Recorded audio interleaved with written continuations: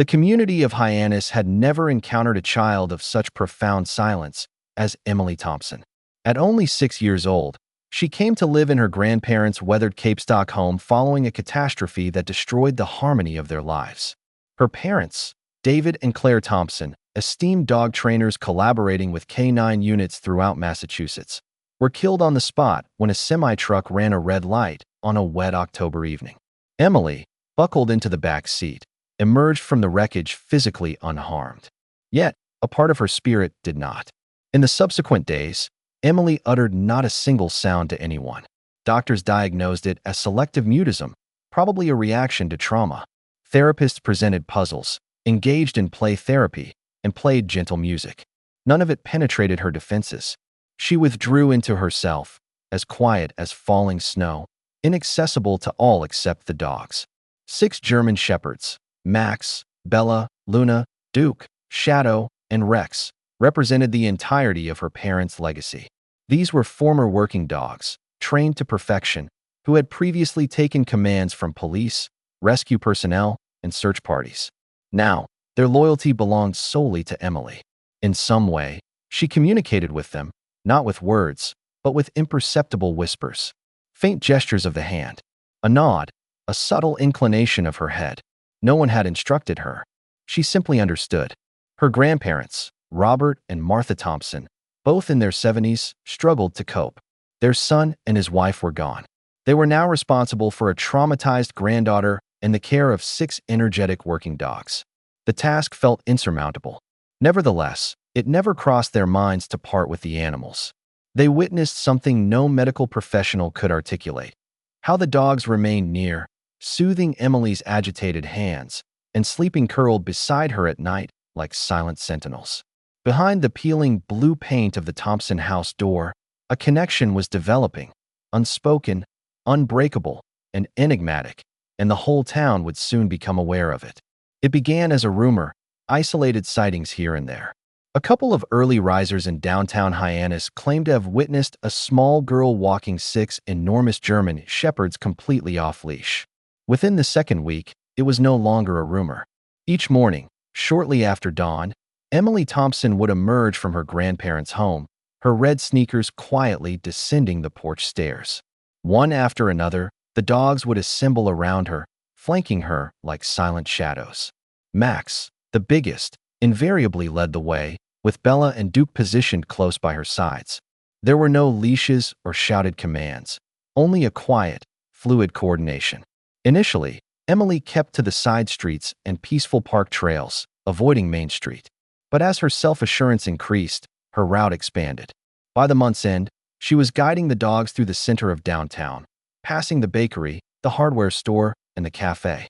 Her small form was almost swallowed by the mass of well-behaved fur and muscle. People stopped their activities to watch. Cars slowed to a near stop. Shop owners gazed from their windows.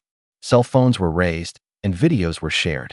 "She manages them better than my grandkids listen to me," remarked Frank Delaney, the hardware store owner, as he paused one morning while unlocking his business. Emily never spoke or waved. Her gaze remained forward, her hand signals minimal yet potent. The dogs obeyed instantly. A look from her would cause 2 to change their position. A flick of her wrist would halt the pack at a crosswalk, where they would form a protective semicircle around her until it was clear to cross. The sight was enchanting to some, yet unsettling to others. She earned the nickname, the Dog Whisperer of Hyannis, a name spoken with reverence by visitors and mounting unease by certain locals. From the vantage point of her Victorian home on Elm Street, Margot Ellery observed the girl each morning through her lace curtains. Margot had dedicated 4 decades to being a respected elementary school principal and, even in retirement, maintained the posture of someone accustomed to commanding attention and correcting grammar in public. For her, order equated to safety. Rules were a form of love, and the scene she witnessed from her window each morning violated both principles. A 6-year-old child, unable to speak, walking unsupervised with 6 fully grown German shepherds. She pulled her shawl tighter and pressed her lips together. "It's reckless," she remarked to her husband over breakfast. "Dangerous and irresponsible." He had heard this sentiment many times and responded with a non-committal noise. Margot, however, was already decided. She resolved that if others would not act, she must. She started by bringing up the Thompson girl, always respectfully, during public safety discussions at town council meetings. This was followed by the distribution of printed flyers and, finally, a petition titled, "For the Safety of Our Children and Community." She went door to door with practiced charisma, carrying her clipboard with the authority of an educator. "This isn't about assigning blame," she would tell her neighbors. "It's about taking responsibility. That poor child has endured enough. We have a duty to protect her and the rest of our community." But underneath her confident tone and strong belief, a more profound disquiet churned, a discomfort she couldn't identify, a memory she had been trying to suppress for 2 years. Margot Ellery's petition quickly gained traction, surprising everyone. By the close of the first week, she had collected over 30 signatures, primarily from worried parents and retirees who held her in high regard from her time as principal. She organized what she termed community coffee hours on her expansive porch, where the talk inevitably returned to the same query: what if something were to go wrong? The focus shifted from just Emily to include liability, precedent, and fear. "She's a lovely child," people would comment, usually with a sympathetic gesture. A quiet, sad story, but 6 full-size German shepherds off-leash, led by a non-speaking child? This isn't a touching story, it's a hazardous situation. It's only a matter of time before something happens. The town council was soon inundated with emails. A local blogger published an article titled, "A Town on the Edge, Who's Watching the Dog Girl?" which was shared more than 10,000 times in 2 days. Anxious residents contacted local authorities. People from out of town contributed their opinions. In reaction, the town scheduled a hearing, not a formal trial, but an official public review of the matter. Representatives from Child Protective Services, Animal Control, and the police department were requested to be present. Emily, naturally, was oblivious to all of this. She carried on with her silent morning ritual through the town, her 6 dogs creating a protective barrier of living beings around her, attentive to every subtle signal, as if they were extensions of her own volition. She walked with her gaze lowered, ignoring the small crowds that formed to record her or murmur behind their coffee cups. The evaluation commenced on a brisk Monday morning. At 8 a.m. sharp, a silver government vehicle stopped in front of the Thompson home. Out came Dr. Elias Monroe, a child psychologist with expertise in trauma and nonverbal communication, and Janet Ruiz, a seasoned caseworker from the Department of Children and Families. Both were skilled professionals who had reviewed the case files, but nothing could have readied them for the scene they were about to see. Martha met them at the entrance, wringing her hands. "Emily is in the living room with the dogs," she whispered. "She isn't comfortable with new people. Please try not to be too loud."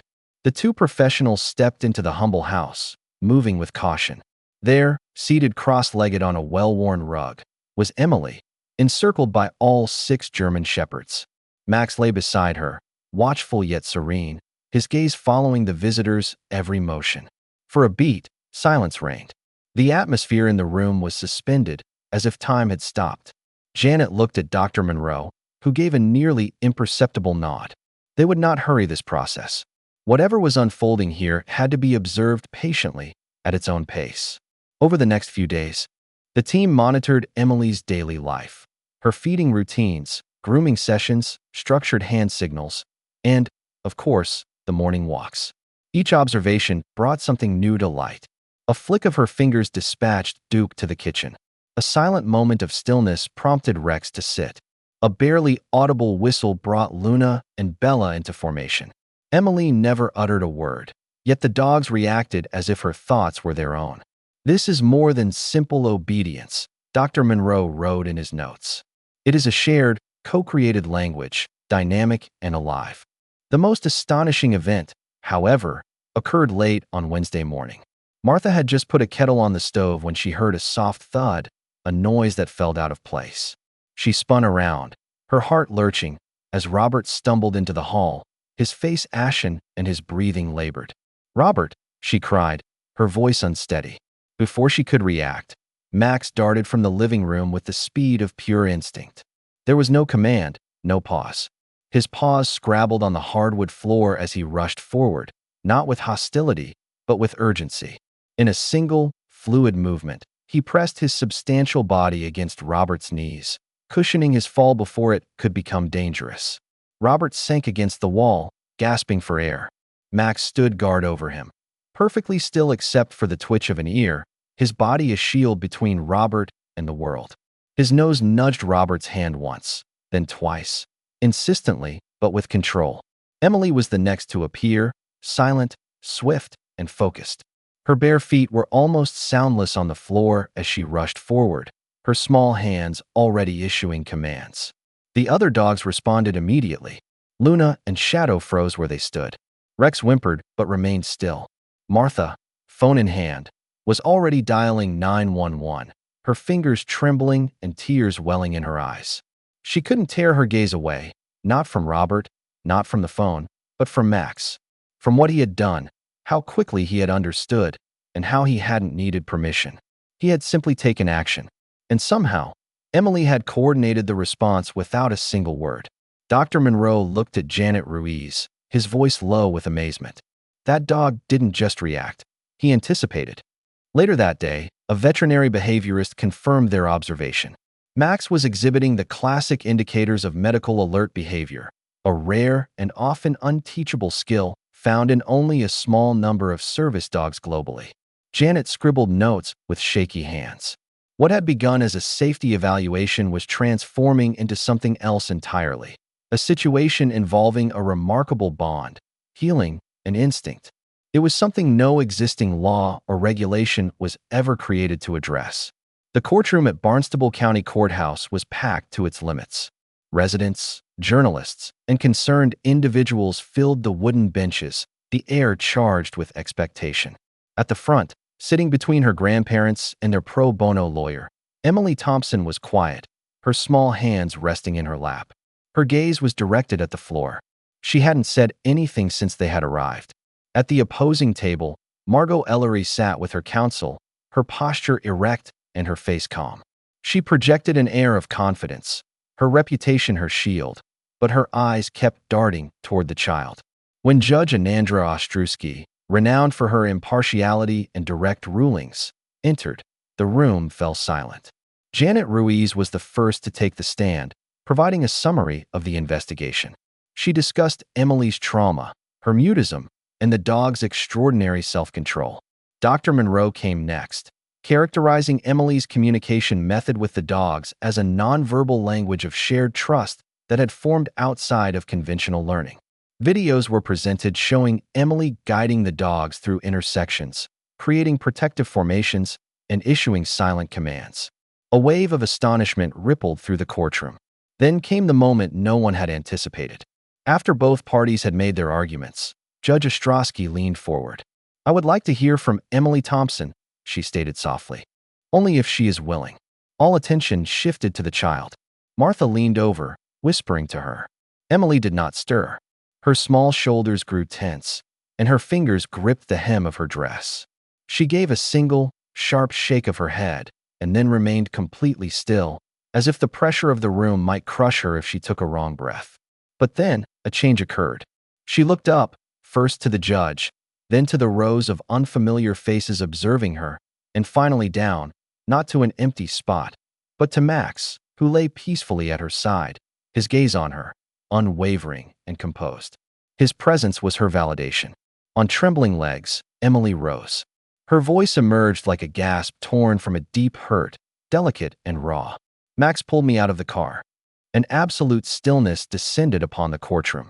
The very air seemed to pause. Emily's lips moved again. Her voice wavered, but she pressed on, one word after another, as though every word was a painful effort. It was burning. I couldn't move. I couldn't scream. He got me out." Her gaze shifted to the other dogs, who watched her without a blink, perfectly still. "They helped me, all of them." She swallowed, her chest heaving with the exertion. After a long silence, she added, "They keep the nightmares away." She looked directly at the judge now, her voice firmer, almost defiant in its gentleness. "They're not just dogs. They're everything I have left. They're my family." No one moved. Some wiped away tears, while others lowered their heads, feeling an emotional release within themselves. In that silence, with the smallest of voices, Emily had conveyed the most significant truth of all. Martha cried openly. A journalist's pen clattered to the floor. Judge Ostrowski met Emily's stare with a steady kindness. "Thank you," she said softly. In that instant, the nature of the case transformed. The issue was no longer about 6 animals or a girl's silence.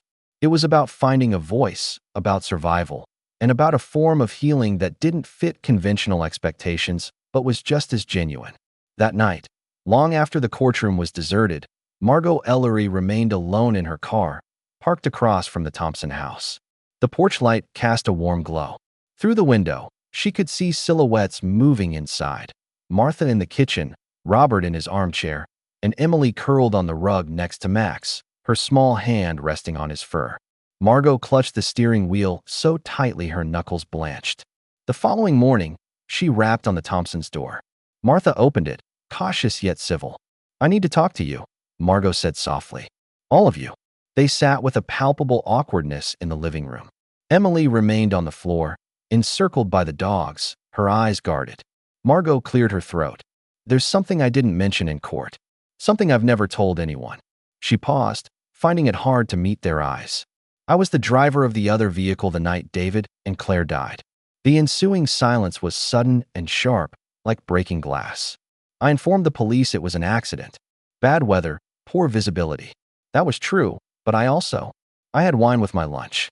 Not enough to be over the limit, but enough that I shouldn't have been driving." Her voice fractured. "I saw Emily with those dogs day after day, and it felt as though I was being haunted.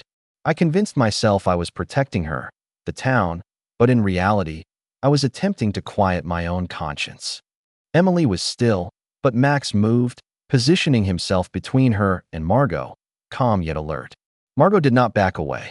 "I'm not asking for forgiveness," she said gently.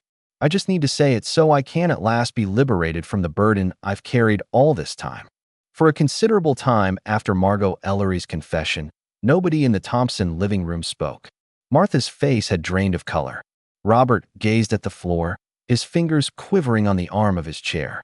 And Emily, still silent, still curled up beside Max, observed Margot with a gaze that held a wisdom beyond her 6 years. Then, without speaking, Emily crept forward and took hold of Max's collar. The dog remained motionless, not growling, just breathing steadily. Emily looked up at Margot. Then, after a pause that seemed to last an eternity, she shook her head, not with accusation, but with a gesture of something gentler, something akin to grace. Robert was the first to finally speak.